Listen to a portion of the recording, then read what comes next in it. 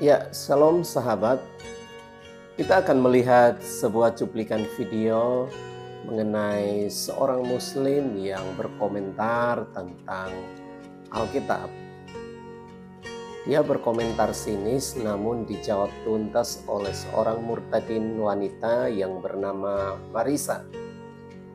Marisa menjawab dengan sangat luar biasa, dan kiranya mudah-mudahan si Mas ini dapat melihat dan mengerti dan menyerahkan diri kepada Tuhan, percaya kepada Yesus yang adalah Tuhan dan Juru Selamat. Karena Yesus bukanlah manusia yang datang oleh kehendaknya sendiri, tetapi Yesus adalah Tuhan yang diutus untuk menyelamatkan manusia dengan cara harus mati dan disalibkan dan bangkit kembali naik ke sorga.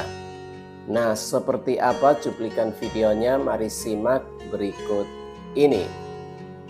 Mereka itu taat sama hukum Torah di Yesaya 43 ayat ke-11 yang bunyinya gini. Akulah Yahweh, tiada juru selamat selain aku, gitu. Cie, ngutip Yesaya pasal 43 ayat 11, akulah Tuhan dan tidak ada juru selamat selain daripadaku. Katanya kemarin gak percaya Alkitab, sekarang malah mencocok-cocokkan sih demi membela iman dan nyama-nyamain Yahweh dengan junjungannya. Asal Anda tahu, Allah kita itu roh bukan zat, jadi beda ya. Yahweh juga berkata, akulah Tuhan, Allah Abraham, Allah Ishak, dan Allah Yakub, bukan Allah negeri-negeri lain. Ya, teman-teman, di dalam perjanjian lama ada 300 nubuatan tentang kedatangan Mesias, ialah Juru Selamat Yesus Kristus. Yesus juga berkata, aku datang bukan untuk meniadakan, ya, tetapi untuk menggenapi.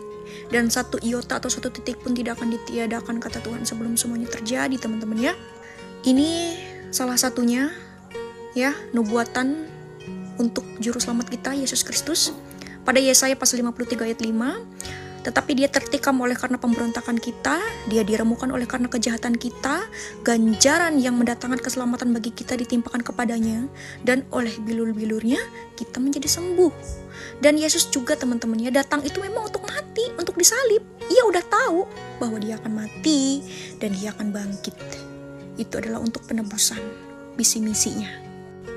Ini juga ya salah satu nubuatan untuk Yesus Kristus. Pada Yesaya pasal 53 ayat 5-9, orang menempatkan kuburnya di antara orang-orang fasik, dan dalam matinya ia ada di antara orang penjahat, sekalipun ia tidak berbuat kekerasan dan tipu tidak ada dalam mulutnya. Nah, kita tahu teman-teman, Yesus disalib ada di tengah-tengah, dan di kanan di kiri adalah orang-orang jahat ya yang disalibkan juga bersama dengan Kristus.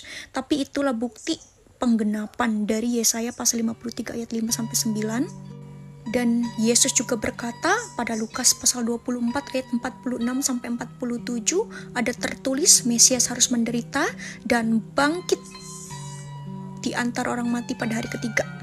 Jadi Yesus sudah tahu, teman-teman ya, bahwa dia akan mati dan akan bangkit pada hari ketiga, supaya murid-muridnya tahu, teman-teman ya, akan perkataan Yesus Kristus. Yesus juga berkata pada Matius pasal 26 ayat 28, sebab inilah darahku, darah perjanjian yang ditumpahkan bagi banyak orang untuk pengampunan dosa.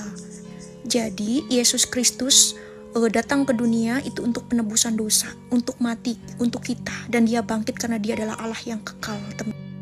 Tuhan Yesus juga berkata, teman-teman ya, pada Yohanes pasal 4 ayat 26, akulah dia yang sedang berkata-kata dengan engkau.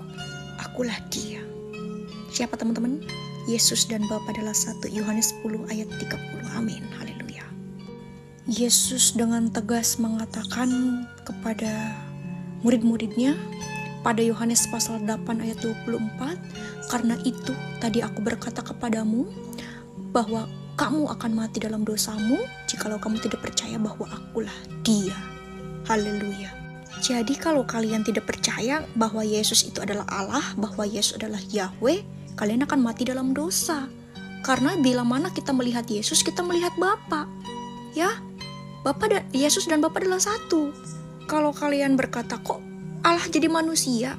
Katanya Allah Maha Kuasa, masa nggak bisa jadi manusia? Amin. Oke teman-teman ya, Kisah Para Rasul pasal 16 ayat 31, percayalah kepada Tuhan Yesus Kristus dan engkau akan selamat, engkau dan seisi rumahmu. Haleluya. Thank you.